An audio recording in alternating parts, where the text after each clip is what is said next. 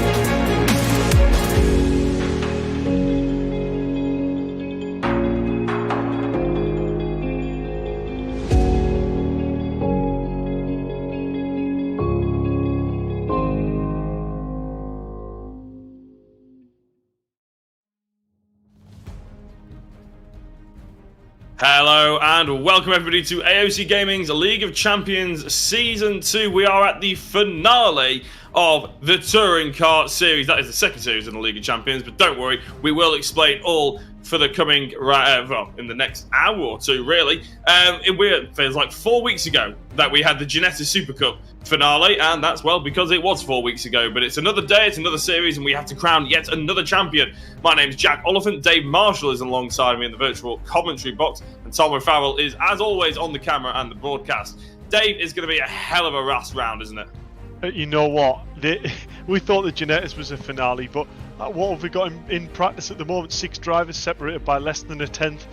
With this length of the straights on this track, this is going to be the one, man. Absolutely, and we will explain who the protagonists are to be looking out for, and also who the dark horses that are involved in that top 6 battle, as Dave just mentioned. But you can see on the screens at the moment, race 1, 20 minutes, and a race 2, top 10 reverse grid 20-minute race as well around the Red Bull Ring. We've been here a couple of weeks in a row for the F1. Well, now we're here for the League of Champions, and I think it hasn't hosted a more prestigious event in the last 24 hours. Dave, it's going to be a hell of a round. You've mentioned it already, but do take it away and explain to us what on earth the League of Champions is, starting, of course, with the touring cars. Oh, well, indeed. So as you can see, Red Bull Ring is the last round in the touring cars, but this is a bigger picture. It's part of League of the Champions, so the whole aim of this is it's made up of 4 individual championships. So you can see we've already had the Ginetta, we're on the touring car now, then it goes to GT4 and then the Mini JCW to finish. Then all them drivers that's entered go into a finale split at the end of all 4 championships. So we have the top 10 drivers that go into a finale for a prize pool. You can see an AccuForce V2 direct drive wheel for first, OBP Esports pedals for second, and third an AOC 34-inch curved display. But also the second split, 11th to 20th place, is the same prizes that you get for each individual championship from first to third. So honestly, the chance of winning something in this whole League of Champions is absolutely massive. So anyone watching this that thinks, you know what, I fancy a chance of getting into some of them finale races, enter into the next round, GT4 or the Mini, and give it a damn good go. Absolutely, and it's only a short round, isn't it, each championship? And well, we can talk about that in a second, because the Imola round 3 is up on your screen at the moment. Ryan Elliott taking the most amount of points away from that evening. Max Edmundson in second place, and tell you what, keep an eye on Max Edmundson, because he looks like he's come back strong in this one as well. Then Jordan Brennan in third, probably not the evening he was hoping for. He was probably hoping to gain a few more points on Ryan Elliott, but he can't be disappointed with third place. The driver of the round as well, taking away a Power Max valeting kit, was Paulo Tempera. A hell of a drive, and really caught our attention, especially in race 2 and that reverse grid performance that he put in there as well. And we'll talk about the driver round in a couple of minutes as well. You can see on your screens at the moment, Jordan Brennan leading the points, 92. He didn't really extend it as much as probably he would like. He's got Dan Zelos breathing down his neck, albeit 8 points behind, which is pretty big margin if you compare it to the gap between Zelos and Jack McIntyre in third place. Only 4 points between those two. Scott Bugner 7 points behind him. Ryan Elliott and Callum Newsham will all be hoping to overthrow Jack McIntyre's hold on third place at the moment. But of course, McIntyre will probably be primarily looking forward. We do have ballast on board. It was on your screen just then, but there is changes to it. So we do have people activating their sort of cheat code, shall we say, and sort of redeeming some points to make sure they're cutting some weight out of the car. We'll explain all that to you in a couple of minutes as well, because qualifying is about to start on the screen. And if you want to have a very quick look at what on earth it looks like in a touring car racing around the Red Bull Ring, well, Dave Marshall has prepared a quick video for you.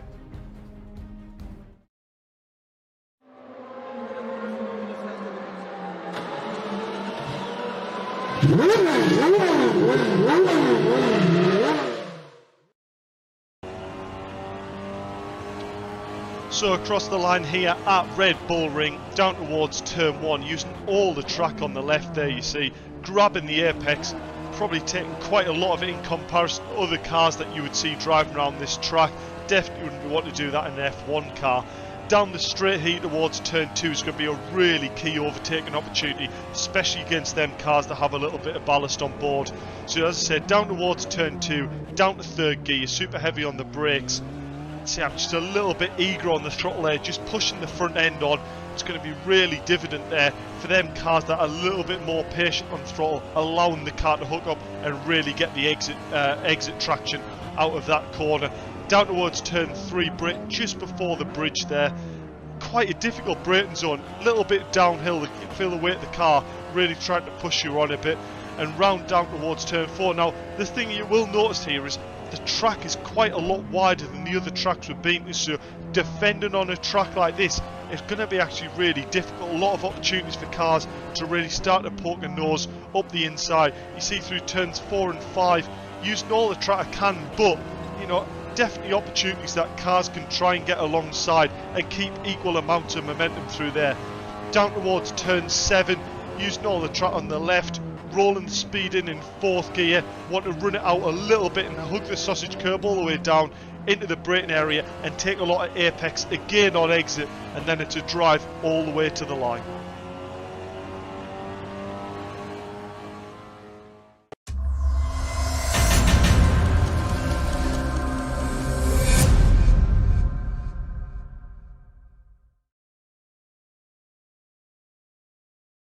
Thank you very much, Dave, or at least Dave of the past anyway, because that was filmed a couple of days ago, wasn't it? But, I mean, I was just asking you, Dave, I'm going to basically repeat the conversation. How on earth is it to drive a touring car around the Red Bull Ring? Because for me, in the F1 games and everything like that, it's one of my favourite tracks, to be honest. Even that it's not, I wouldn't say it's a controversial opinion, but it is one of my favourite tracks on the F1 calendar. What's it like in a touring car? A lot more forgiving, that's definitely for sure, and compared to F1 a lot slower. But yeah, you know, in the F1 games, that last sector, you know yourself, Jack, feels so quick. Like through them last double right-handers, you almost can't think fast enough of when to turn in for that last apex. So things happen obviously a lot slower in these touring cars, but I think the main thing is you can see Max Edmundson using all of track limits there, perfectly legal, but you need to be doing that to get the most out of the car and this track. So you'll see drivers using a lot of curb, a lot of entry curbs and bouncing the car a lot just to try and open this track up as much as they physically can. And Max Edmundson obviously doing a very good job of it, because the first driver to go in the 1:35.4s actually in all of the sessions. So you run a 24-hour, 24/7 practice server all the way from when the previous race weekend finishes to the next weekend, and so far no one has gone in that 1:35.4 bracket. Everyone's been in them 1:35.5, so that is a very, very, very competitive time, and I would say that's going to be hard push for someone to beat that on pole. Yeah, it may well be, but I do know that Rich Hayden, he sent a message in the Discord. Apparently, he's parked himself on the edge of T1. Rich is the sort of overseeing, shall we say, clerk of the course, shall we say, that the game, sometimes they like to implement a few more track corners, but here he is. In fact, that's his view.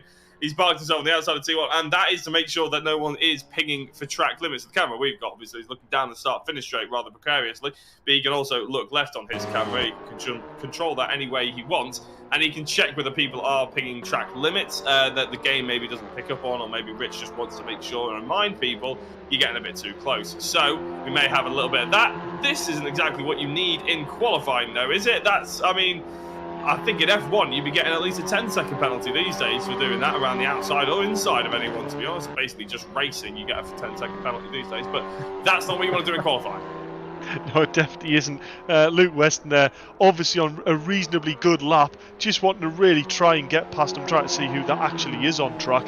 I believe it's probably Constantine Kletz actually behind him. So yeah, he's really just trying to get past him as quick as he has. But if I'm honest, the way that sort of went, I'd imagine he lost his time of a good lap anyway. So, there's a bit of a dark art, as you probably know, Jack, to qualifying. And you've got to sort of find your own gap out there on track. It's really quite a hard thing to sort of make sure that you're not going to catch any cars up that's maybe slightly slower.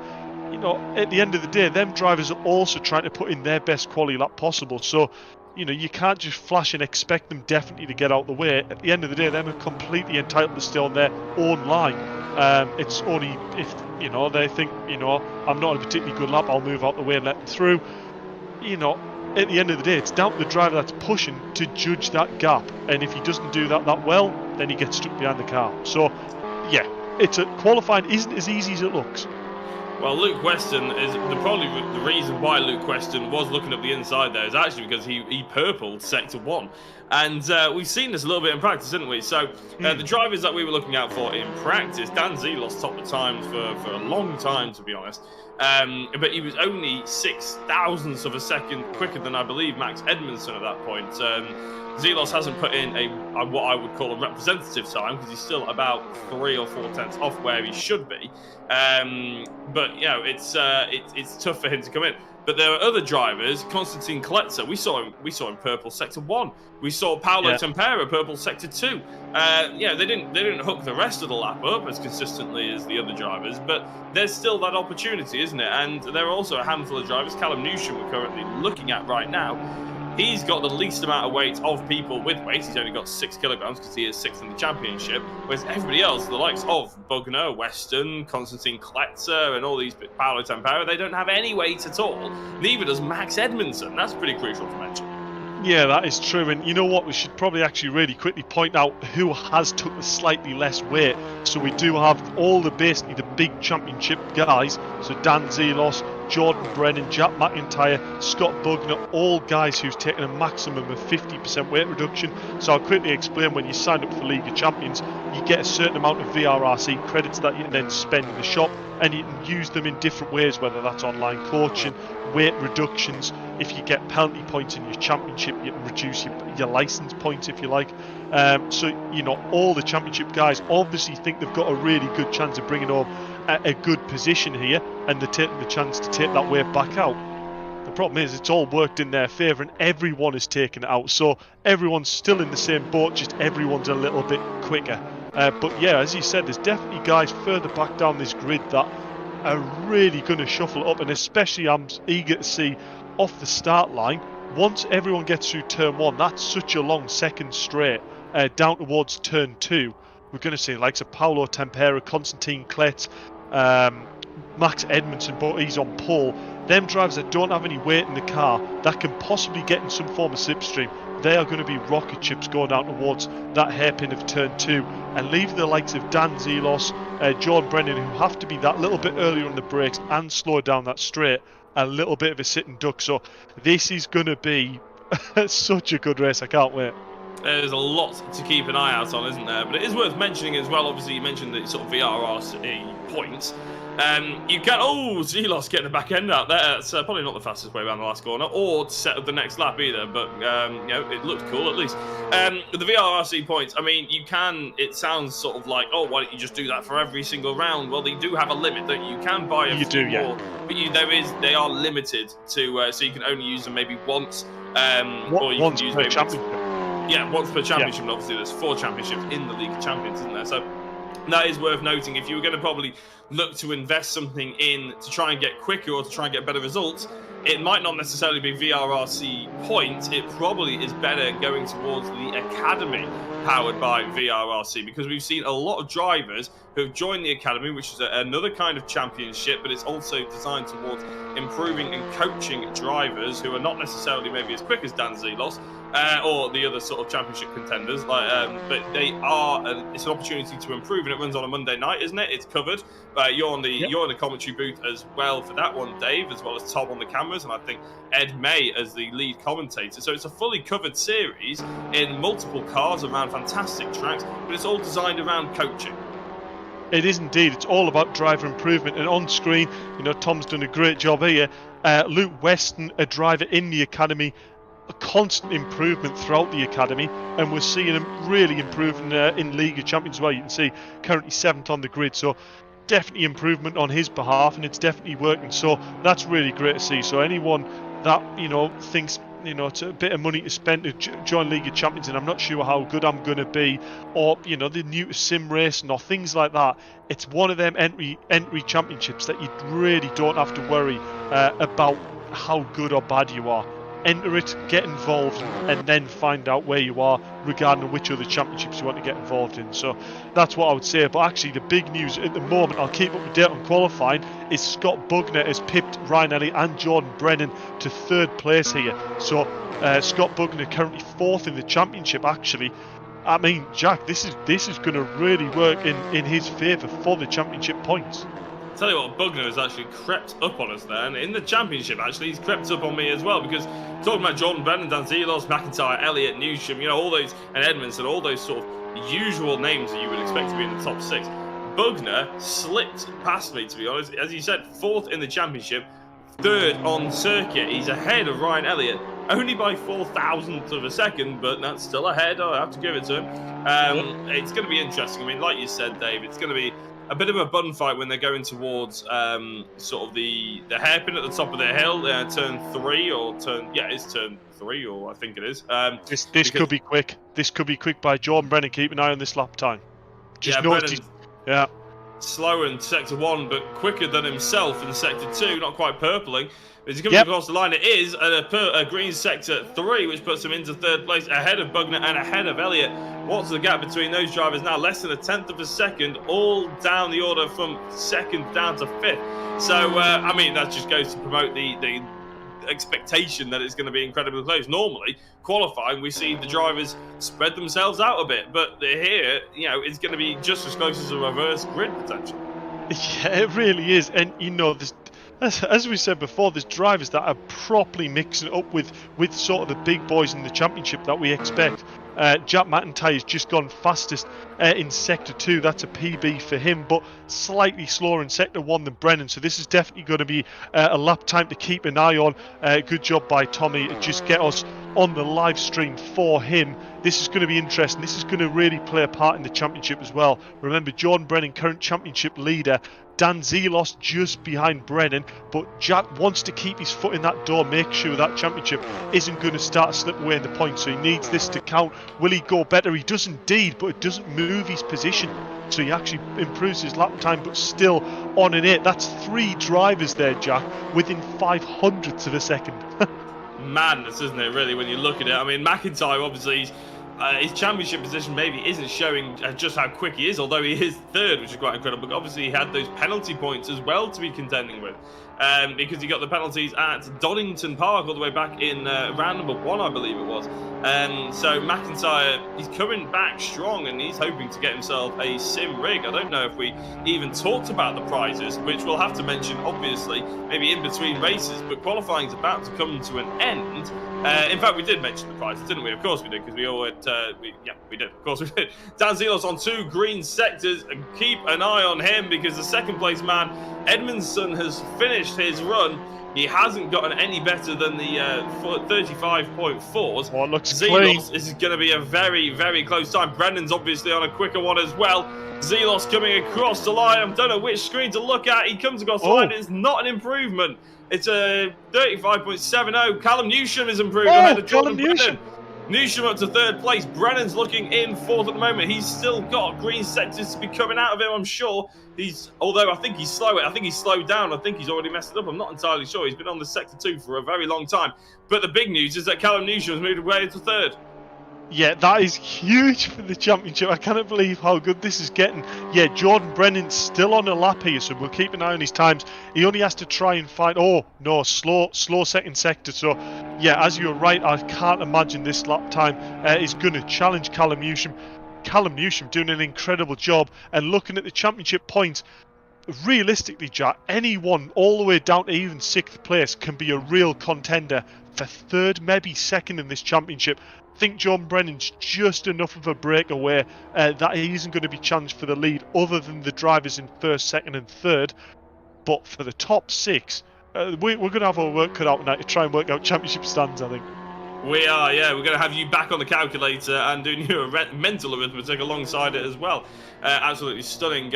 Obviously, I did quickly mention the academy, or we did mention the prizes before, but of course, these guys are racing. This is the finale of the touring car. They're racing for sim rigs, they're racing for seats, they're also racing for membership and qualification in towards the overall final as well. I mean, if Brennan currently in pole place, there we go, sim race 5 chassis along with the GTF1 seat in it as well. That's the brand new VRRC rig. Then you've got the SR3 as well, along with the GTF1 seat as well. That's the slightly older one, but still a fantastic prize to be had for 2nd place. And then, of course, the GTF1 seat for 3rd place in each individual championship. So that's what these guys are driving for this evening. And Dave, you got a chat to our pole sitter.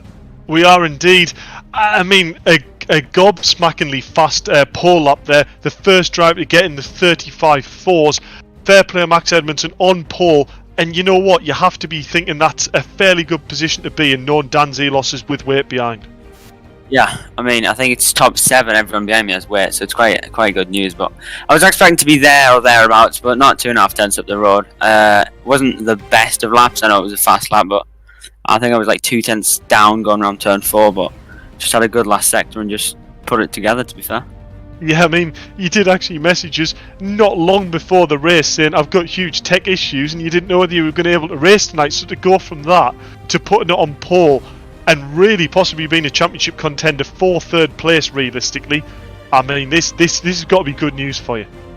Yeah, it just needs, obviously I think everyone's praying for just smooth run and get to the front and just go away, but obviously that's just what I need, and then hopefully get good championship points and come up with top 3, top 4.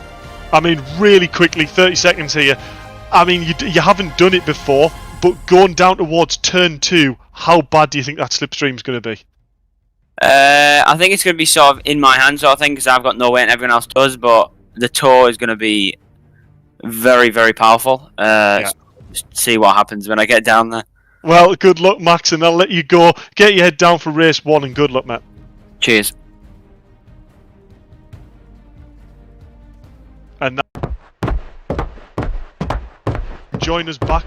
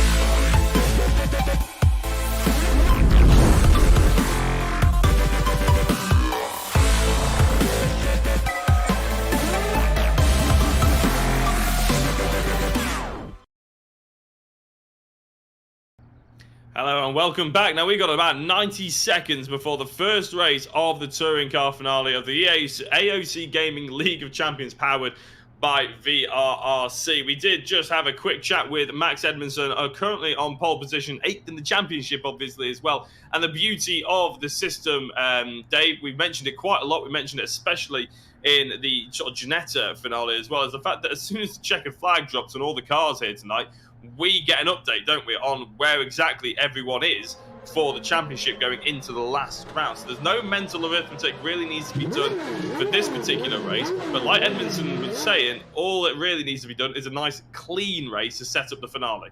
Yeah, and you know, we were just talking there during the ad break. Off the line here is going to be really crucial. Dan Zelos, I don't think, will get the out drag on Max Edmundson. Max Edmundson is lighter in his car. The key here is going to be if Callum Newsham can judge it just right, it took back in behind Dan Zelos, get a good run out of turn one and use that slipstream down that straight. Callum is a really good racer, but so is Dan. Both drivers compete in the current Mini JCW Championship in real life. Both lads know very much how to drive, so this is going to be good.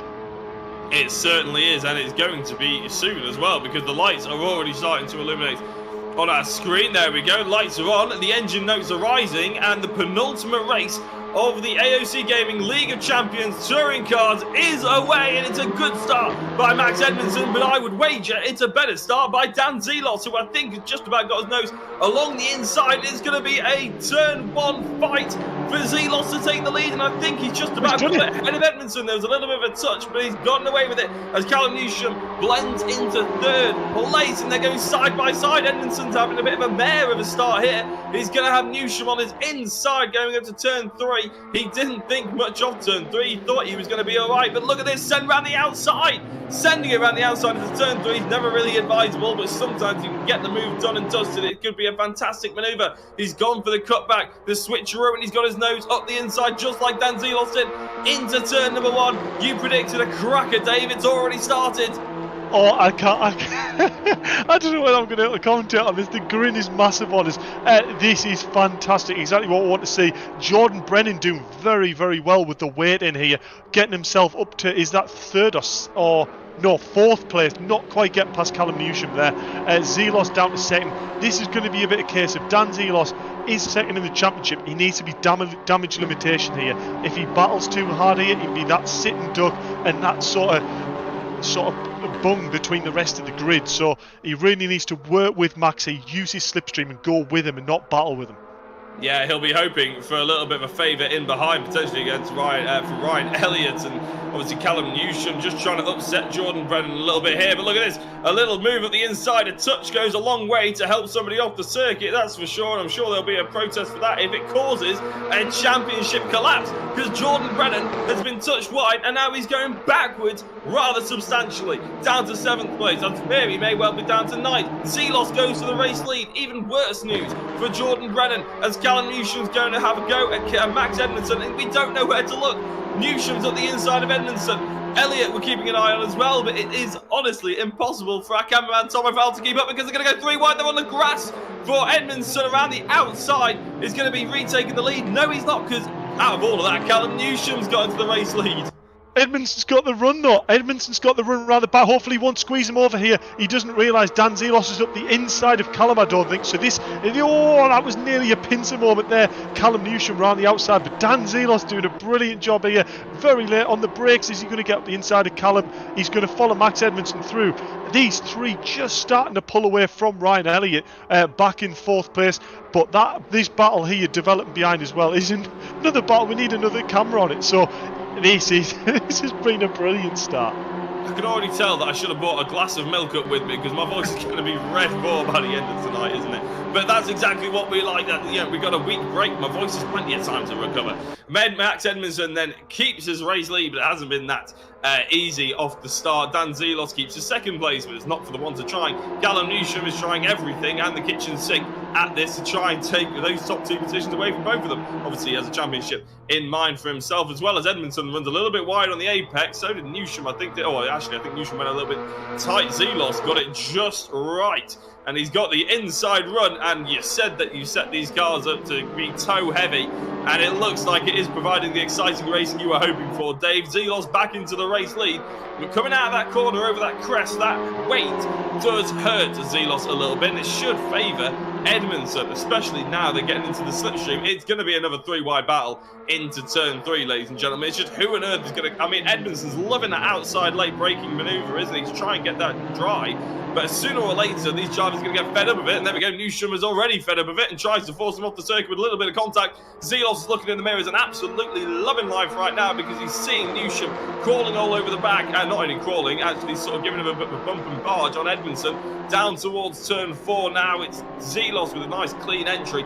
Ryan Elliott in 4th place, Jack McIntyre in 5th. Jordan Brennan is still in 6th place, but that's pretty good considering we saw him drop down. But all of a sudden, there's a huge off for Scott Butler, and he drove so well in qualifying. He was doing fantastically well in the championship as well. He was 4th in the championship, and it looks like he's dropped all the way down as we're now looking at Kletzer, I believe this is, with Andy Dorman, who was late into the server, and Paulo Tempera.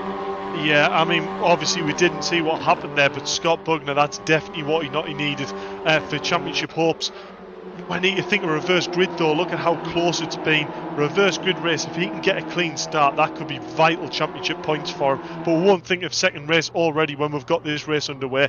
Callum Newsham looking very racy. I just think he's trying to bring the pace of the race down a little bit here.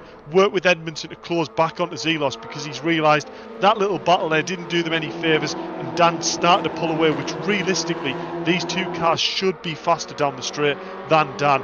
As you pointed out, I've set these cars up purposely so they're running very, very high rear wing downforce, so that means this slipstream is worth more than ever. So that's why we're seeing cars managing, even though we might see a variation of maybe 2/10 a lap on outright driving, them 2/10 are made back up in the slipstream alone, so making for very, very close racing.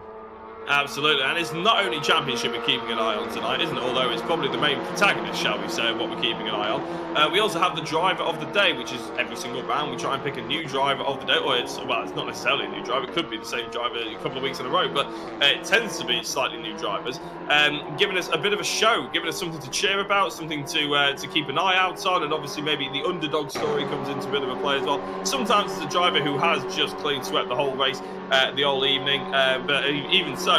Last time out, Paulo Tempera was our driver of the day, and he's here fighting very nicely with Konstantin Kletzer as well. And although we are having a focus at the front end of the order, it could be a driver like this who's walking away with a PMR valeting kit worth about £40, Dave. Yeah, definitely. If I'm truly honest, I quite like to give it to drivers who maybe aren't getting all the limelight, but still putting on phenomenal drives. And, you know, it really rewards them drivers who, you know, they're not at the front end of the grid all the time. And, you know, sometimes they think I'm not really getting that much from it. Them are the drivers that will really want to go, no, you are doing a great job, just maybe your pace isn't quite there yet or whatever, but your drive is still phenomenal. And to be fair, Paulo last round out, there wasn't anything wrong with his pace, and he was just driving phenomenally amongst the pack. So fair play Paulo for last round, and perfectly well-deserved driver of the round. Yeah, absolutely. Andy Dorman's a name that probably jumps out at me at the moment because he started last. But I tell you what, Edmundson wants his first position back. And again, that overspeed that you were talking about, the way you set up the car and everything, the extra 2/10 that you may gain or lose or equal each other out, shall we say, is being shown right now because Zelos is having to defend every time he goes into that third corner. 12 minutes to go, or 12 and a half minutes to go, and there's a huge door left open there for Callum Newsham, I thought. Edmundson slammed that one shut as soon as he heard, well, Newsham knocking on the door, really. Yeah, I didn't really think that was a gap that Callum was going to go for, but I think just caught him out not how late the two drivers in front brake, because he obviously braked very late, but Callum just surprised himself probably about how late he could brake there, managing to get it stopped and still took it to the inside. But you can see that brought these three packs closer than ever together. I'm just trying to look behind as well. Ryan Elliott's starting to make way towards his front pack, and he's bringing Jack Mac with him as well. Jack Mac looking very, very competitive on pace here with Ryan Elliott as well. Jordan Brennan just slightly off the back here. I wonder whether he's got any form of damage at all from the early contact with Ryan there, but it's going to be interesting to see. Scott Buckner still in 10th place, but starting to make wayward towards the back of Constantine Klett. So definitely probably 3 or 4 battles here to all try and keep a hold of. But Max Edmundson's got a good run. Out of turn 1, he's going to try and look right, but that's not what he needed to do there. He's actually just pushed Dan Zelos forward there. Or is he actually trying to work with Dan and both go together? He's going to go left here. He's tried this move a few times now, round the outside of the hairpin, but he does seem to get a very good exit, and he has indeed. Dan Zelos going right there, making sure he can't go right for the right-hander at the bottom. That was a lot of rights I said there, Jack. But Max Edmundson here, really on the back of literally Dan Zelos' bumper here. Is he going to have a look up the inside? He isn't. But actually maybe he's starting to drop Callum Newsham maybe a little bit. Well, it's an interesting one because I said that he's left the door open, but actually he just takes a slightly different time. He takes a later turn in, doesn't he? Zelos is trying to clearly cover almost and close the door and keep it closed into the apex early, isn't he? Slow the car down, get it turned and then go, whereas Edmundson is obviously trying to flip the car around maybe and get a later apex and carry some more momentum. And I tell you what, coming out the corner, it looked like Edmundson's tactic is this sort of stronger tactic to carry the momentum through, but Zelos obviously going for that slightly more defensive cover off the apex, cover off the move sort of line.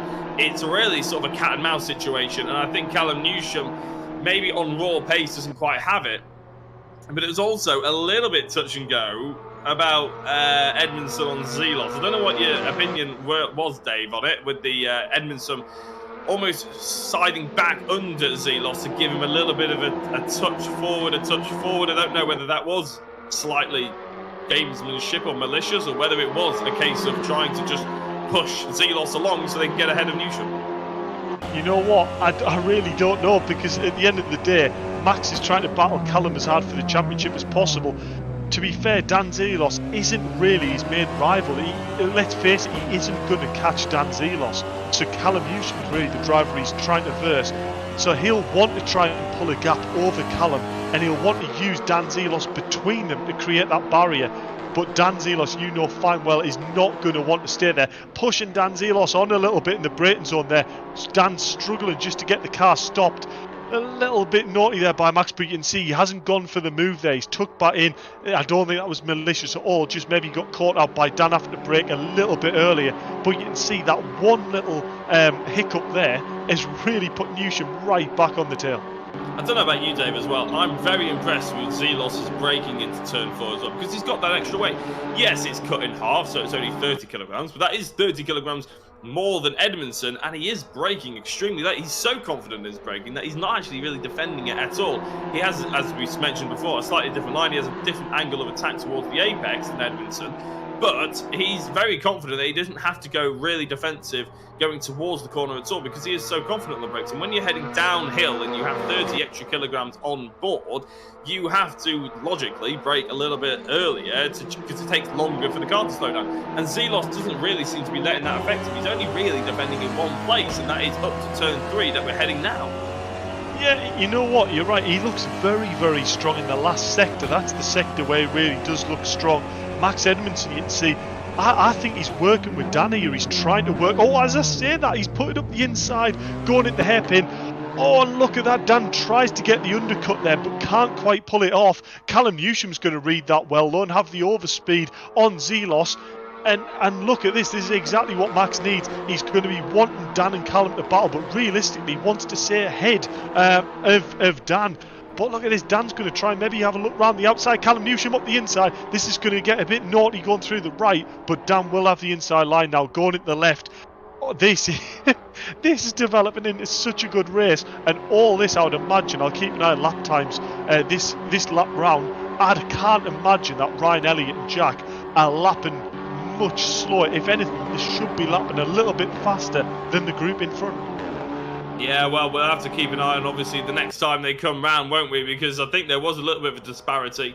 I think Max Edmundson with a 10th quicker on the last lap than basically anybody else on the circuit, actually, on that previous lap. So Edmundson clearly enjoying that slipstream that he was having, but now he's passed. He will be a little bit slower on this lap.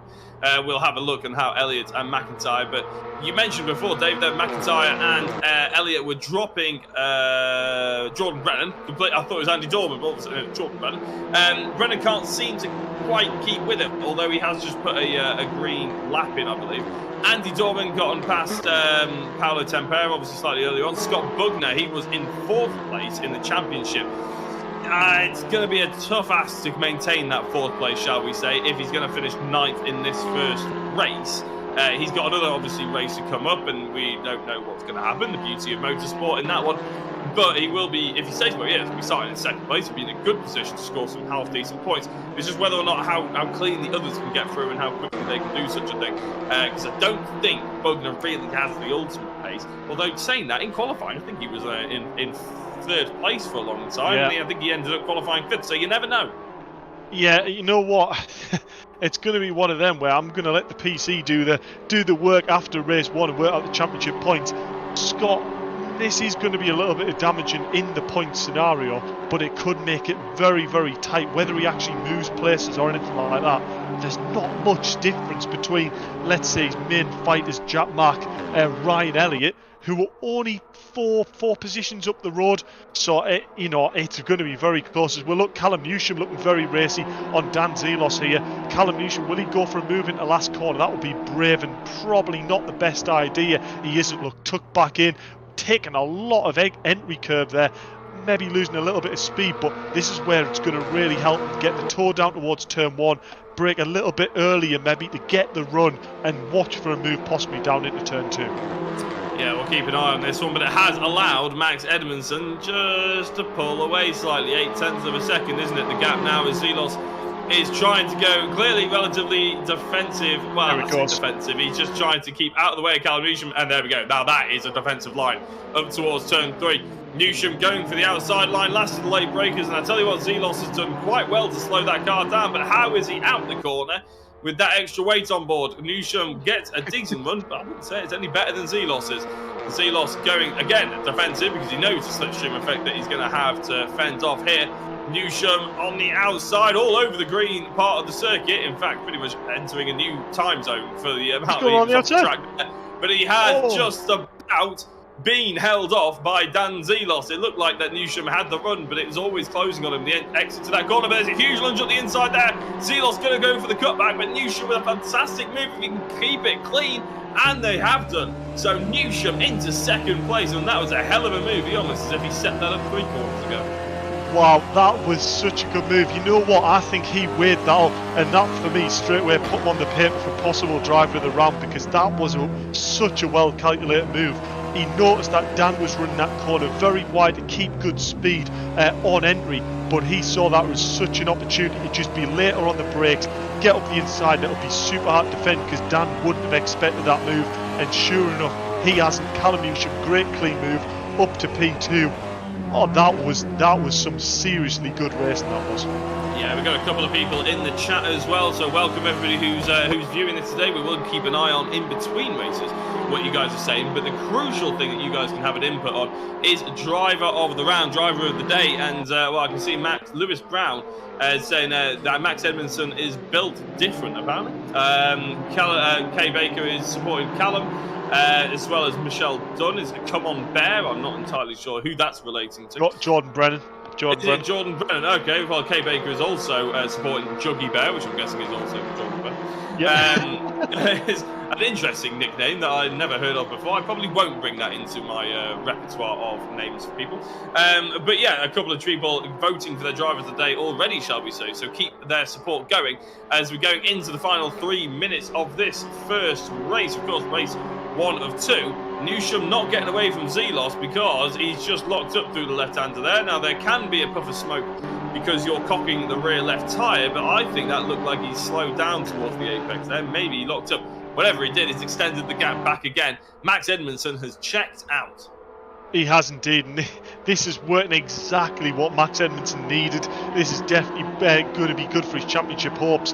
Dan Zelos doing very well in a provisional 3rd place at the moment. I say that because last lap obviously was a little bit slow with Callum Newsham, but Ryan Elliott is going well, very, very quick indeed. So, I mean, I don't think this is over and done with. I think this is going to be a calculated drive by Max. Hopefully he'll bring it home and I don't do any sort of commentator's curse. But the run Dan Zelos is getting that toe is so powerful. This might not be done for second and third, and if them start battling this close to the end of the race, this could really bring both Ryan and Jack into a possible scenario. It could indeed, as Newsham is brought his turn on to defend now. He's not had to do this all race. He's been the one on the attack for most of it. Worth noting as well that Ryan Elliott, actually, he's on 70 points. He's fifth in the championship, but he did have those 7 penalty points from Donington. So realistically, if you put them back into the mix and you sort of go on race results and just on the track race results, shall we say, Newsham locks up. Newsham locks up. Zelos has got an opportunity to get a run on him here. Is he going to try and cut back to the inside? He's been closed off for the racing line, but that hasn't stopped him going for the outside. Is he going to try the cutback? He's seen Callum locking up a few times maybe, but Newsham has got that apex done and dusted for now. So I'll go back to my original point, because I think these guys are probably going to take a corner or two to ramp it back up. Elliott, as I said, he should be realistically on 77 points if you're going on the road finishes without penalties X, Y, and Z. And that puts him thoroughly close to Jack McIntyre, who's in third as well. So that puts him very close to Dan Zelos of the world as well, in 84 points in second. So Elliott has every opportunity to sort of jump quite a lot of points. My point is, his race results have been fantastic. His race pace has been awesome. It's just been the penalty points that have really taken him out of this championship running.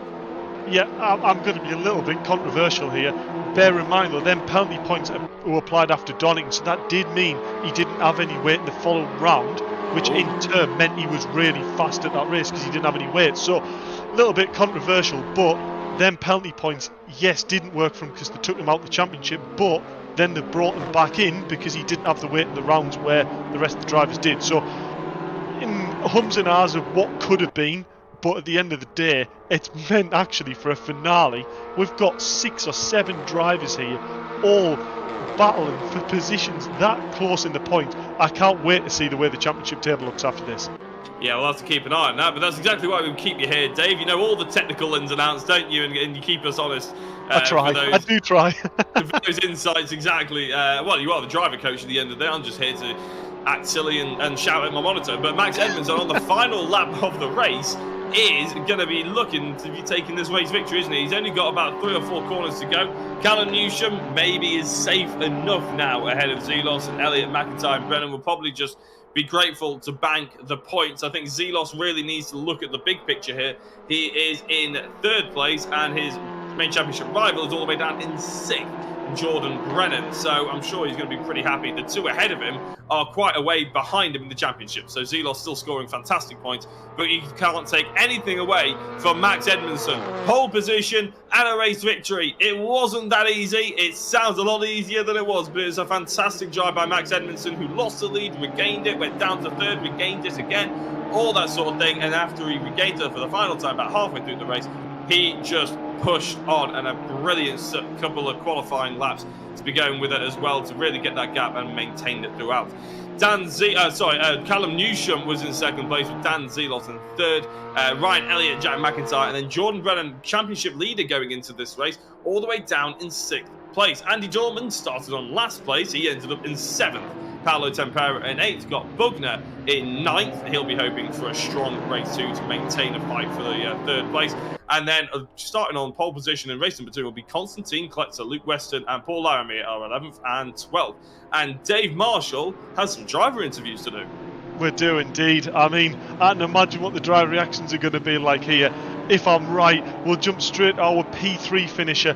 Dan Zelos, you held on to P1 for so long there, but I tell you what, I bet that was one hell of a battle that you enjoyed doing. Yeah, it was some great racing. We're racing alongside 2 great drivers, and they beat me today. The toe means so much, and I think being in the lead wasn't the greatest thing at the start. And I missed my braking points a few times, lost a bit of grip on my front tyres, I think, and the better guys won. Well, very good man for saying that, but at the end of the day, you held your own with 30 kilograms of ballast, obviously, in the car. How much do you actually think that really hurt you there, in the race, or was it the majority of the slipstream that was really playing the big part there? I think the slipstream meant a massive part, but obviously the weight is only going to slow me down even more. So it just meant that I was a bit of a sitting duck at the end of the straights, which harmed me a bit. But no, I'm still overall happy to bring the Devante car home in P3.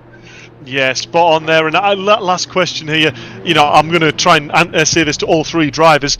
How hard is this race 2 going to be? Obviously, you've seen the slipstream effects and how you can use that for overtakes, but I take it race 2 is going to be really challenging.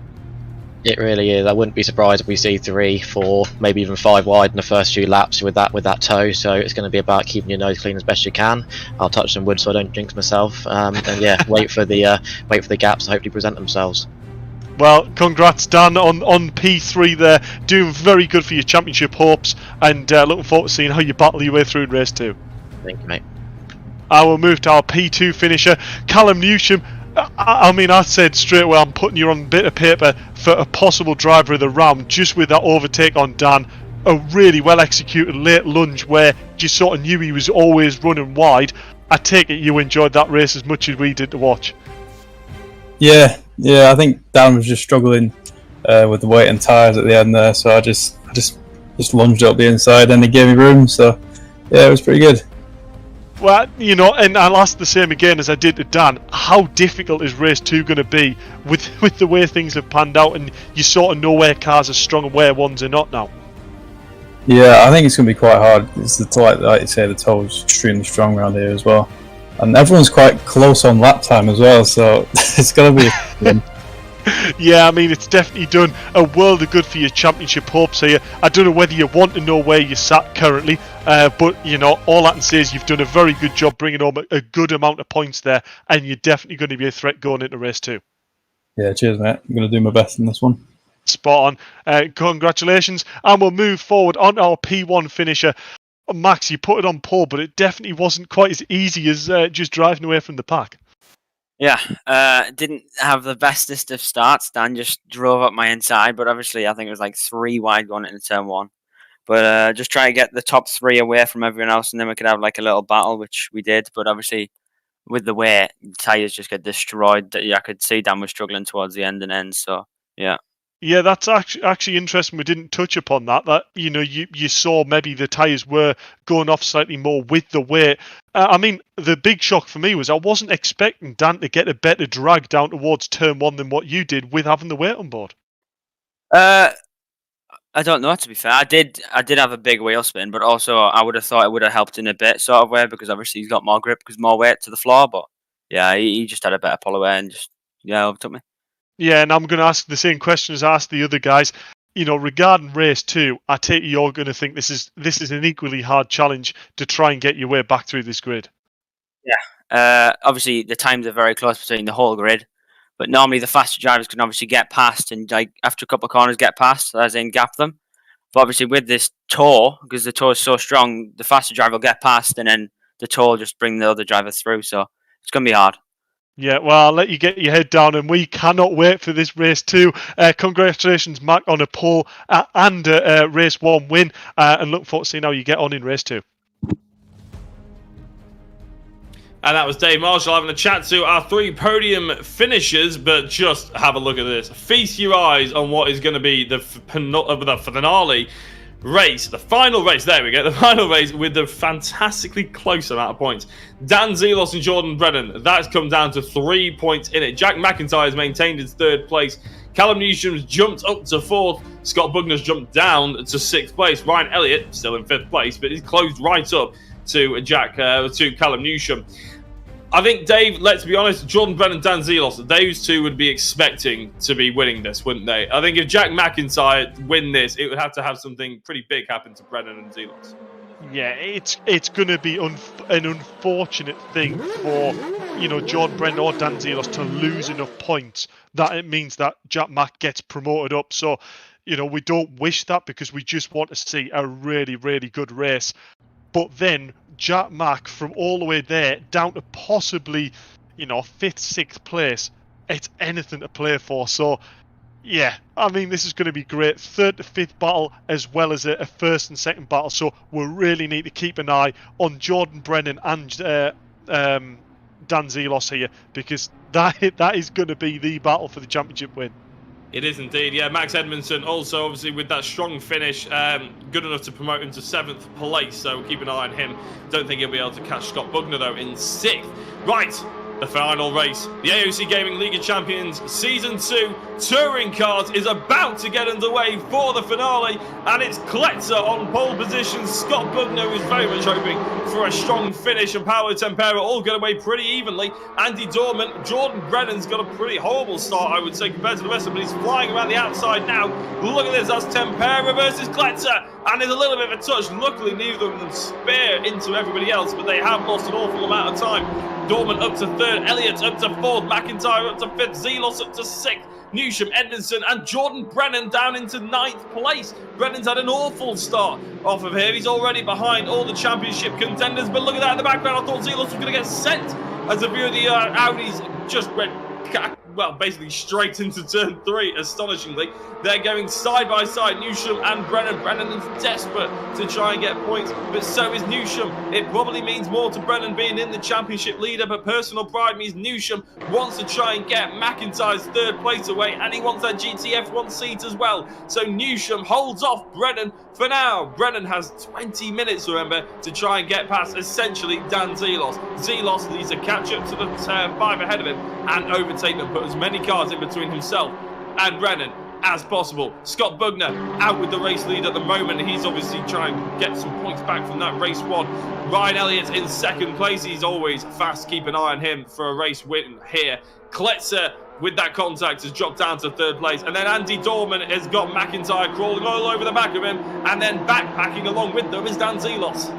Yeah, I mean, what another great start of a race, relatively clean, but look at how close the whole pack is. It's exactly like a British touring car race, actually probably with a slightly bit less contact, as you know, Jack. So yeah, what a start of the race. Dan Zelos here for me, looking very racy indeed. Look at this, taking a very late lunge, but actually this is not going to work in his favour. Look at the speed he's lost on both Jack Mac and Dan Zelos. Callum Newsham with the run up round the outside down towards turn 3. Look at this, Jordan Brennan going up the inside of Jack Mac as well. This is huge for championship point and possibly P3 in the championship. Callum Newsham making positive ground here up in front. Dan Zelos trying to go around the outside of Callum here. This is huge battle going on. Fantastic amount of spatial awareness going into turn 3. And they're coming out of turn 3, a little bit of rubbing, but luckily nothing harmed so far. And we've reignited the battle from race 1 between Newsham and Zelos. Zelos has to be worried here that he doesn't get caught out and then Brennan gets alongside him or even away from him, because obviously if Brennan comes ahead of Zelos, that's the championship done and dusted. What we're seeing here is essentially what it boils down to, and Callum Newsham is very thoroughly putting his nose in it and throwing a spanner in the works. Zelos has gotten past him though. Basically the same move that Callum Newsham pulled on Zelos, although it probably looked a little bit easier that time round. McIntyre is ahead of Brennan as well, so all of a sudden 2 cars in between Dan Zelos. And in about 5 minutes time, I'm going to make Dave Marshall get the pen and paper out, get the calculator out and start seeing where everybody lies, because there's no point doing it now, because every lap, every corner, they're changing position. Yeah, I mean, I know Jordan Brennan with a sideways moment here. Max Edmundson up the inside here. This is not going to be what Jordan wants, but actually he's tucked back in. And I tell you what, as it stands, Jordan Brennan in 8th place, scoring 8 points. Dan Zelos up in 5th on 11. That, by my tally, is exactly 3 points. So that means that's a tie. Well, you're the man with the no here, Dave. You helped run the League of Champions, and you're obviously heavily involved with VRRC. What the hell do we do if we tie? I believe it goes down to the amount of race wins. So I can't. Good luck looking that one up. I'll give you a minute or two. But to me, Callum Newsham here, you know, it was interesting to hear from Max. He did say we noticed Dan Zelos did struggle with the tyres towards the end of the race. Whether that becomes a real factor, Callum Newsham could then be the real threat, and then you've got the threat of McIntyre behind Zelos, and McIntyre will want to get past Zelos if Newsham gets through, because then obviously it's Newsham battling for the championship with Jack Mac.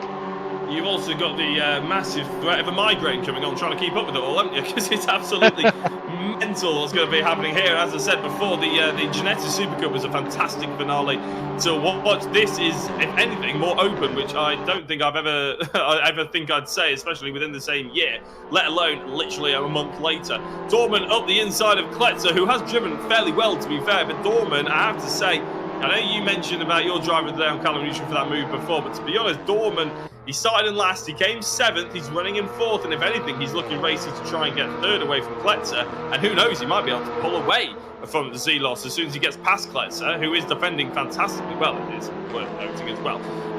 He's one of my votes. I'd have to say he's Dorman doing fantastically well.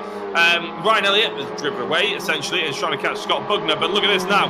Dorman up the inside of Kletzer, and I think Dan Zelos is hoping to get involved in this, isn't he? He hasn't got an invite to the party, but he's hoping to bung a lift with Andy Dorman up the inside of Kletzer, who's braking really late, but has broken far too late, as Dan Zelos has not only got to run on Kletzer, he's got to run on Dorman as well.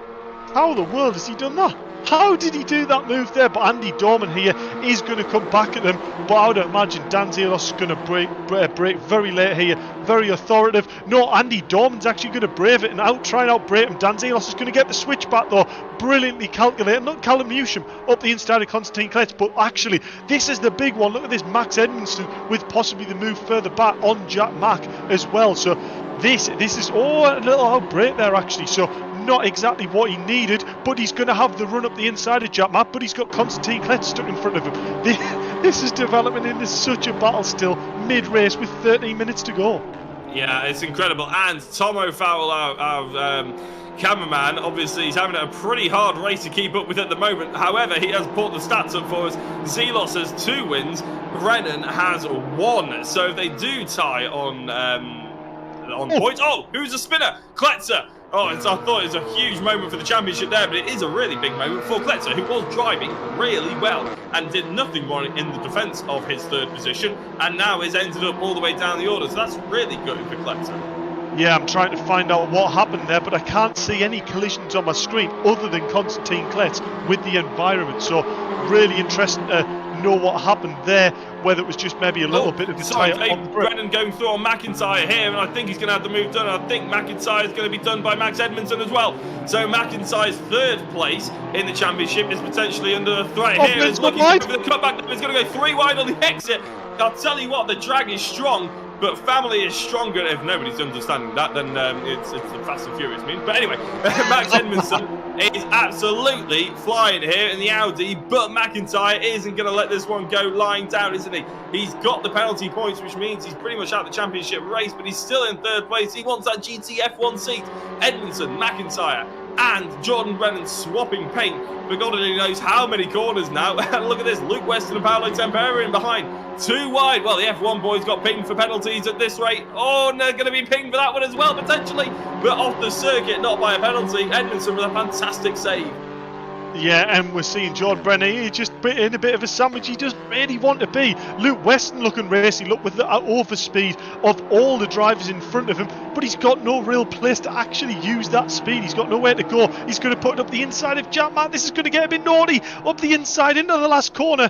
Oh, this is brave. Jack Mack's going to get pushed out wide. What does this do for the championship, though? McIntyre down to, I believe, 9th place, but Callum Newsham up to 5th. So I'll get on working that. But look at Paulo Tempera as well. Oh, and Jack's going to have to go for a lunge back. I can barely even keep up, Jack. I know, I was going to say, some of these moves are a bit naughty, and then some of them are naughty. It depends on how you say it. It's absolute filth out here tonight, and it's fantastic racing with Andy Dorman now trying to hold off Callum Newsham. Newsham with the dive around the outside. Zelos, again, not having to worry about this because he's seeing pure gold in his mirrors right now. He's seeing a fight between Newsham and Newsham and Dorman, with Edmundson in between himself and Brennan as well, and he's absolutely loving life right now as Dan Zelos on the podium as it stands. Dorman going defensive into turn 4, but here we go. Here is the Tempera McIntyre fight again. McIntyre's just flying down the order, and we've mentioned Zelos, we've mentioned Brennan for so long tonight. McIntyre is in 3rd place, and he's going to lose out 3rd place if it carries on like it is. Dorman at the inside of Newsham, who's run a little bit wide. Is he going to try and get that cut back for the left-hander? No, so Newsham's going to have to settle back into 4th place at the moment. And as I was saying before about McIntyre's threat for 3rd place, who's threatening him? Well, it's Ryan Elliott, and he's currently in 2nd place. So I think McIntyre is going to lose out on that GTF1 seat. Yeah, I'm trying to work it out, but I can't work out the maths that quick, unfortunately. Callum Newsham looking very racy here, though, trying to get past the back of Andy Dorman. But what a drive it is by Dorman so far, putting on an excellent defensive effort here. Paulo Tempera up to 8th place, so Paulo also doing a very good drive, as we'd seen in the last round as well. So very impressive. Andy Dorman going a little bit wide. This is going to play into Callum Newsham's hands. In fact, Callum Newsham will probably have the job done by the time they get a hairpin, I'd imagine. Well, not quite actually. Andy Dorman seemed to have some really good straight line speed in that car.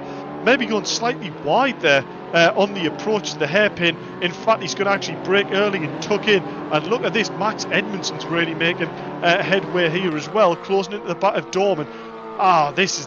I'm going to have to work at some championship points, I think. Yeah, well, while you do that, I just want to give a shout out to Scott Bugner, who is holding off Ryan Elliott like no tomorrow as well. I mean, they're not even close to each other. They're doing fantastically well. McIntyre trying to overtake Paulo Tempera around the outside now, and it's still not happening for him. Paulo, well, we saw a good defensive drive last time out at Imola. Well, he's carried that over to the Red Bull Ring and doing a brilliant job. It has to be said, is Paulo.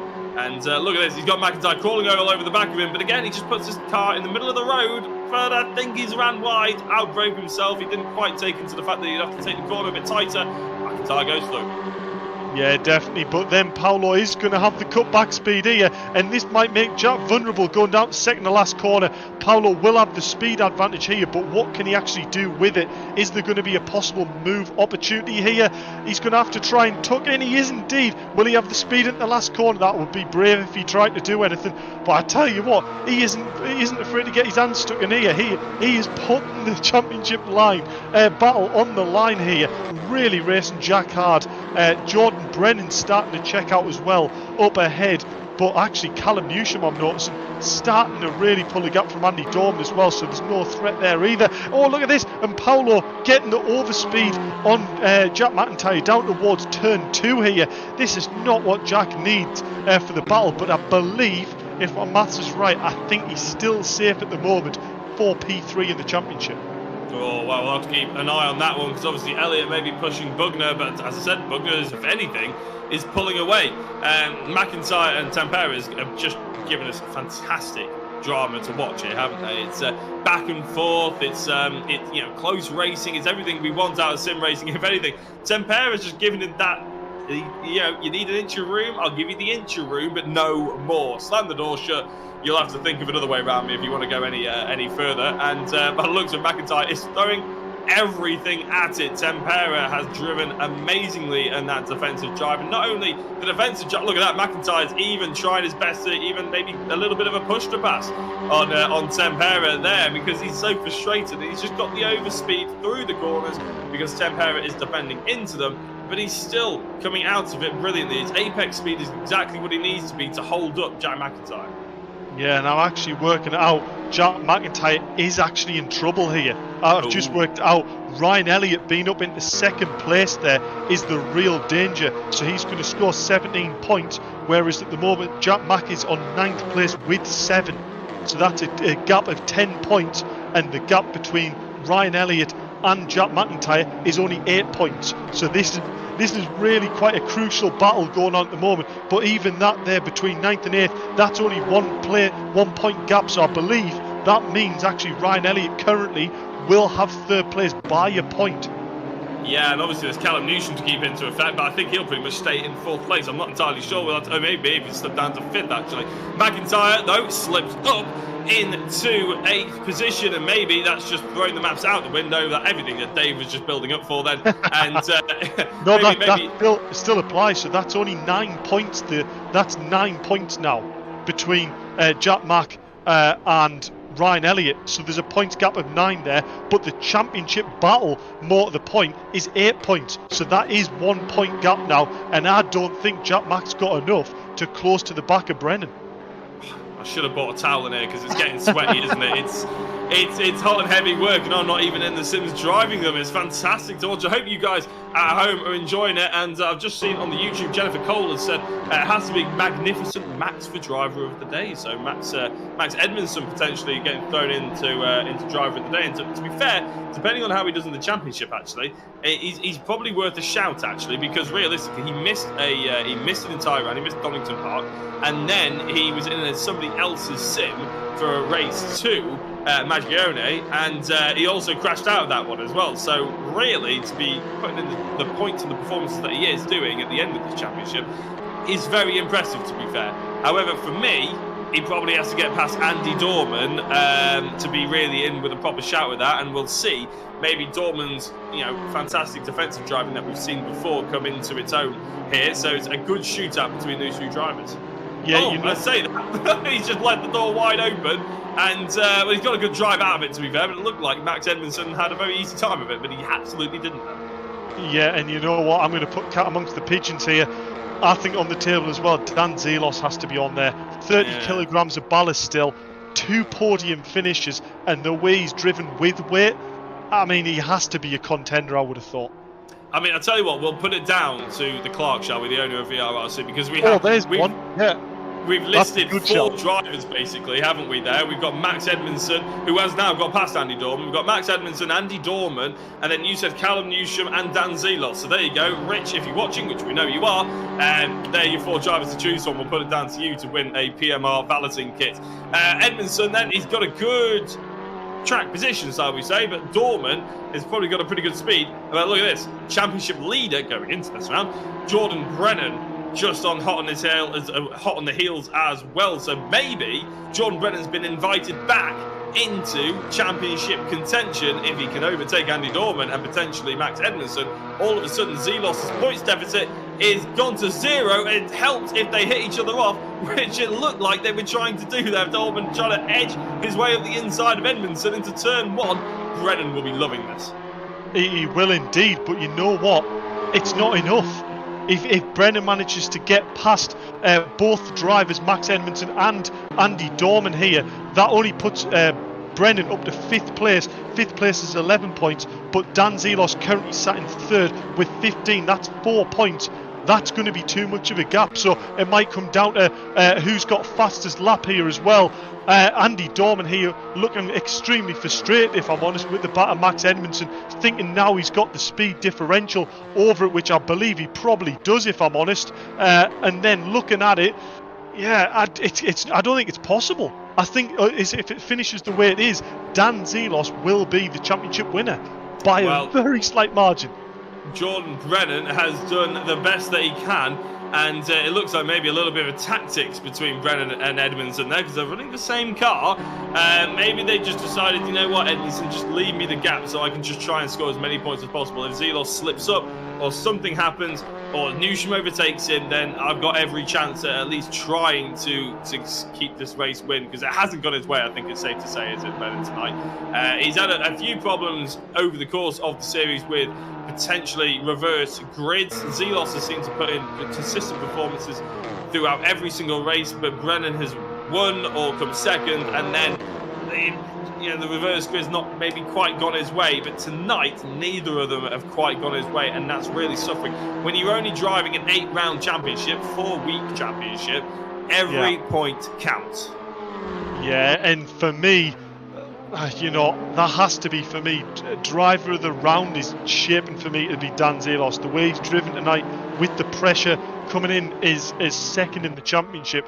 That's a big weight on your shoulders. He also had second most weight, and the way he drove in race 1 to hold on the podium, didn't lose too much time, picked his battles well, still brought him brilliant championship points, and the way he's drove in race 2, that's what's potentially helped him win a championship. So yeah, it's a difficult one. I don't want to just always award it to a guy who, has brought home the results, but it's more than that. It's the way he's actually drove to do that as well. I would completely agree with you there, to be fair. Again, it's one of those things where you don't necessarily want to give him the PMR valeting kit as well as a sim rig. You're right, yeah. For the championship. I feel like we need to look slightly elsewhere. But I agree, he's absolutely done amazingly well as Dan Zelos. He's absorbed the pressure, and as I said, he needed a little bit of luck to rub his way. He needed Jordan Brennan not to have the most brilliant of time tonight. But Dan Zelos has done everything that's within his power to do. He's driven fantastically well, and it has seemed to have fallen his way at the moment as we're on to the final lap of the race. Scott Bugner has just started it, and I tell you what, we haven't seen him at all this race. You're right. But he's been brilliant, and it's a 3.2 second gap. Yeah, you know what, I actually feel a bit bad about not actually saying anything about Scott. He's all the way out front, done a commanding lead from the off, had great exceptional pace. It's a big shame about race 1. We don't actually know what really happened there, but unfortunately he did find the gravel trap, so that sort of took him out of contention. You know what, it could have been such a good battle developing, but he's done a fantastic job to keep it out in front. Ryan Elliott is definitely pushing as well, so he's keeping him true, but Scott Bugner's doing a very good job here to keep the drive and really show that, you know, in the next League of Champions championship, he's definitely going to be a one to watch.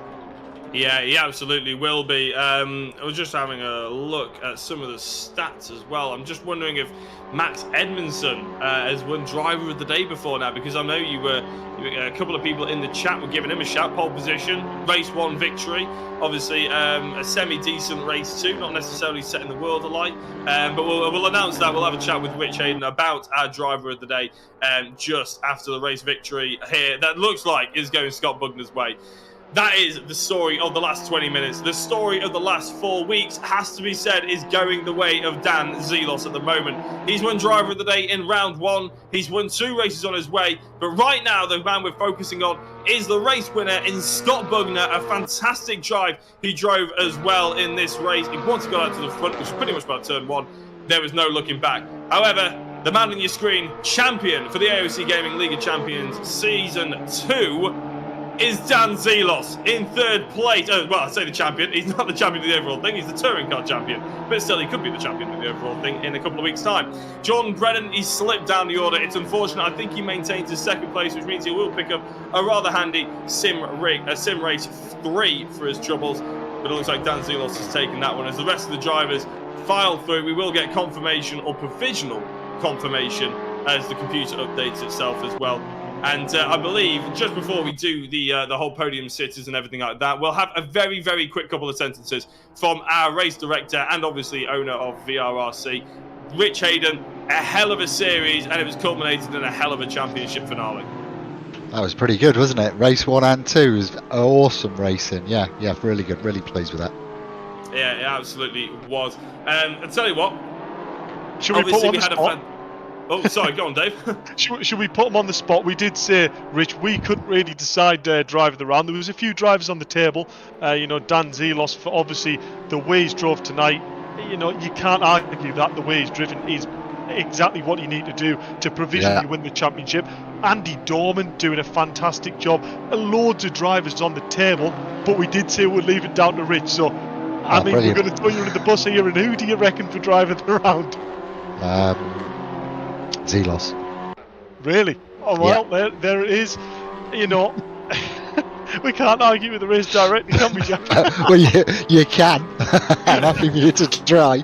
I don't think we will, I think is what I'm saying. It's, as you guys said, there was loads of drivers out there that did really well. So I tell you what, let's do something slightly different for the last round. I'll pick Dan Zelos, you guys pick another driver, and they'll both get driver of the round prizes. Oh, well, that is truly throwing a cat amongst the pigeons. Jack, do you want to go first on this one?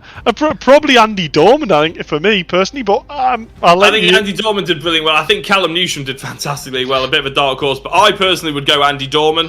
Personally, because he jumped into the service so late.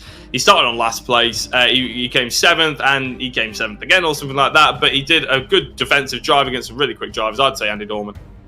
Well, there we go. So Dan Zelos and Andy Dorman, drivers of the round. So yeah, you know what? I think it's about time we jump down and have a quick chat with the drivers of the championship at the moment. So we'll jump down and jump to straightaway P3 finisher and one of the drivers of the round. Maybe a bit of a surprise there to hear that, Dan. And also provisional champion of the touring cars. If I've worked my maths out right, I might lose my head if I'm wrong by maybe a point. So it's very, very close. But I mean, we can't deny the way you've driven tonight, Dan. That it was a very difficult race, but that went as well as it could probably have gone. Yeah, I need a shower. I am sweating.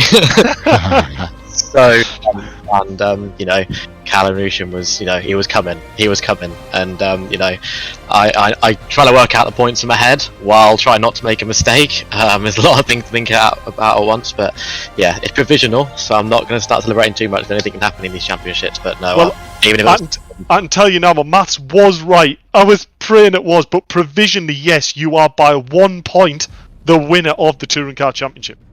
In fact, there it is on screen now. Just as I said that on stream, Dan, it has popped up as confirmation of provisional results, you know, regarding around protests and things like that. Yeah, that feels good. You know, it was good, fair racing tonight, and you know, all of them gave it their all, and it was a close championship. But I loved every second of it. So yeah, thank you to Rich for putting this on VRRC. You know, another great championship, and I can't wait till the next one. Well, I mean, yeah, you've said enough there, Dan. Phenomenal results and a huge congratulations. A pleasure for you being part of this championship. And we'll move to our P2 finisher. Ryan, I don't know where this is going to quite stand at the moment. Provisional P3 tie with Scott Bugner.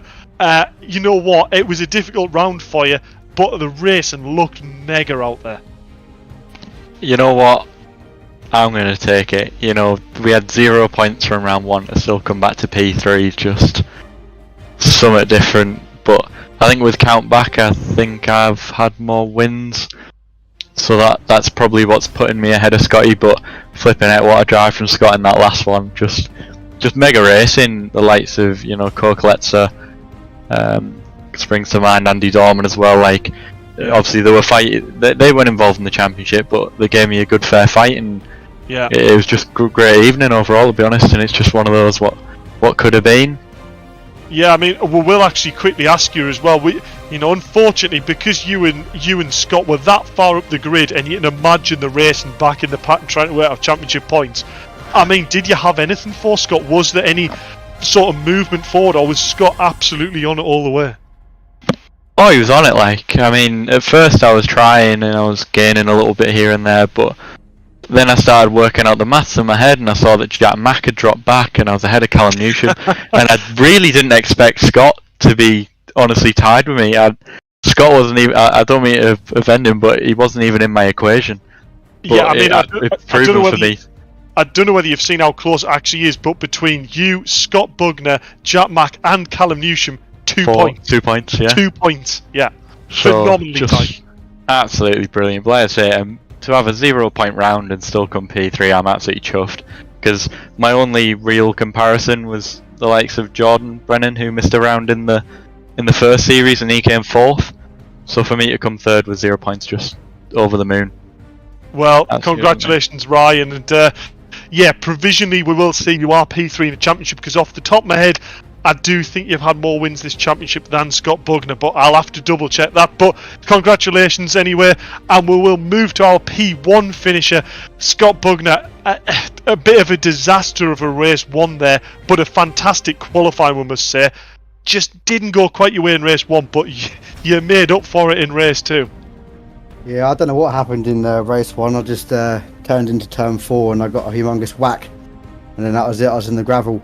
And I just thought, like, don't push too hard and get the reverse grid and hope for the best, really. And I got a good start, and that was it, really. Put my head down and didn't really look back, to be honest. Yeah, I mean, in Ryan's words, you know, you were pushing it, you were gone. So fair play to you there. I mean, this really has to secure yourself for your real threat going into the next championship. You're a bit of a newcomer in the Touring Car Series and in League of Champions. No one had really raced with you, but I think you definitely put your stamp on now, where, you know, you are a definite threat for a contention for the win. Yeah, we'll go for it. You know, I went into this season, you know, wanting to win it. So yeah, you got to go in with the right headspace, and go from there. But congratulations on Dan for the championship. He did tell me on Instagram the other day he does want that chassis, so I think he's won it. Well, who wouldn't want the chassis, yeah, Scott? So, yeah, fantastic to everyone. And, yeah, as I said to Dan, an absolute pleasure you joining us in VRRC. And, you know, I hope your championships go as this one has. Fantastic racing and great driving standards from you. Thank you. And there we go, Jack. I was going to say that was a hell of an interview. The amount of interviews you pull off there, but I mean, a couple of brilliant drivers. They all had fantastic respect for each other, didn't they? As well. I mean, obviously Bugner was probably the driver that not necessarily people saw coming, but I even said at the beginning of the broadcast that I sort of like you have your normal sort of top six, and Bugner wasn't in that normal top six, so he sort of slipped my mind. But he was in fourth place, and then he dropped down to I think sixth or seventh after race one. And then he got it back up with that fantastic race victory. So we've got to be keeping an eye out on him for the GT4 Sprint next time. Yeah, I mean, the reason why I said provisional to Ryan is, you know, I know he said he had the extra win, but I'm thinking back and I can't think in my head whether or not he has the extra win because obviously Scott Bugner's won tonight. So I'm really not sure which way that championship battle is going to play out, but make sure everyone watching, make sure you keep updated on our social medias to keep involved with an up-to-date standings because this is a one I definitely think could go down the course as well. Remember, you had that collision in race one. You know, it might come down to protests. Not how we want to see championships go, but that is the way it happens in real life. I love the way that the Dave Marshall wants to argue with a computer. I don't know if he is third. I don't know if he is. Well, we're saying we don't know what the protests are going to be like. Protest-wise, I totally agree. But no, I mean the way that the places are worked out by the system, it's based on finishes. So unless the server's having a diddly fit. Well, no. To be fair, it could have also been Ryan and Scott both had 2-1 first places, and then it goes to their other best finish. Correct. Yeah. It does. It goes to seconds and thirds and all the way down. Yeah. So anyway, let's wait for those protests. I feel like that should have been an argument probably off broadcast, but yeah, we'll go with it anyway. We'll wrap it up, shall we?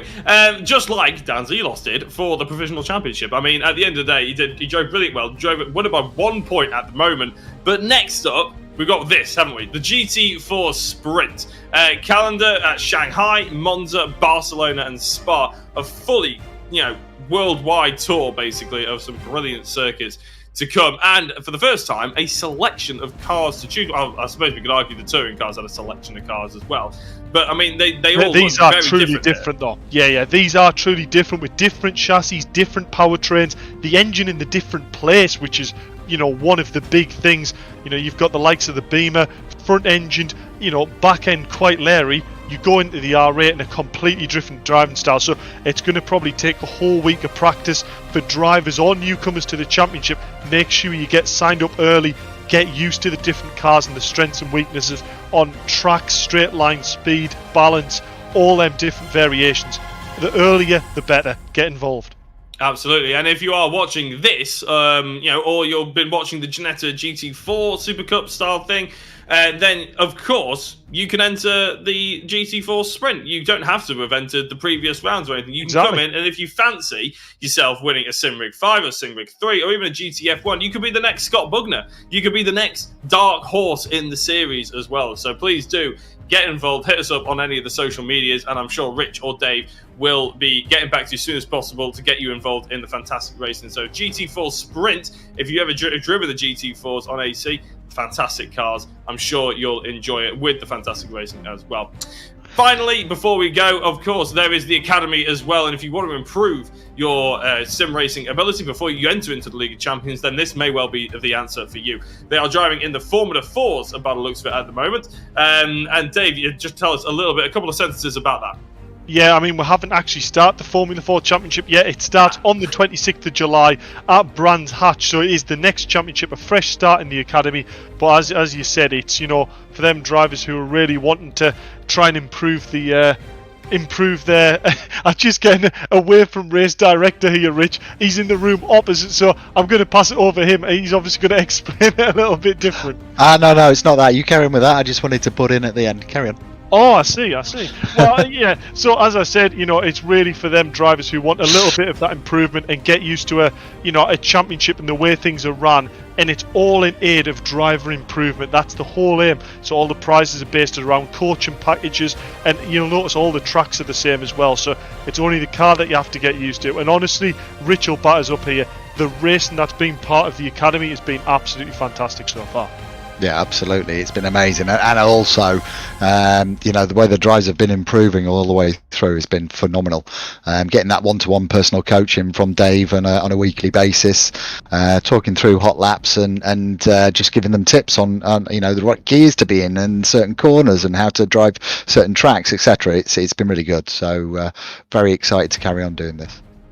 I feel a little bit jealous that I'm not involved in the same. I'm not in the same room. I'm here up in Leeds in my in my hot, sort of dark, small room, and you guys are down there enjoying yourselves. It must be quite fun. We're going to head off now, I assume. But Rich, I think you just wanted to say a couple of words before we sign off.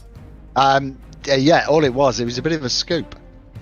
Oh, First driver protesting. Oh, really? Yeah. Okay, well, I'll tell you what, I won't ask who it is, because we might want to keep it slightly under wraps. But there we go. Protest already coming in, so everything you've seen tonight, provisional potentially.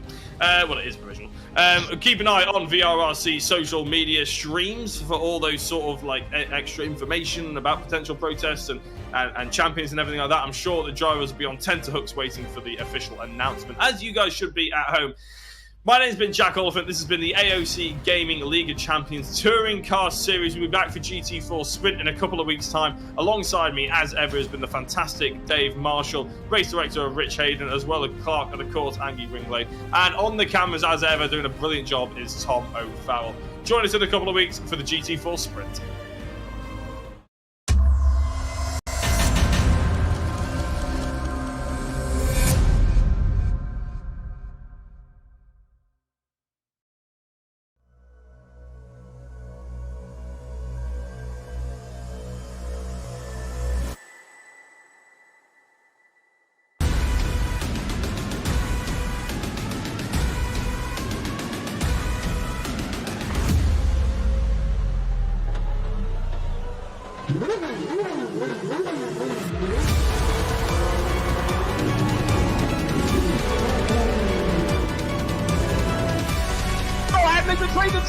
The insider coats, Parker gets too heavily involved. And that's Whitehead and Coates.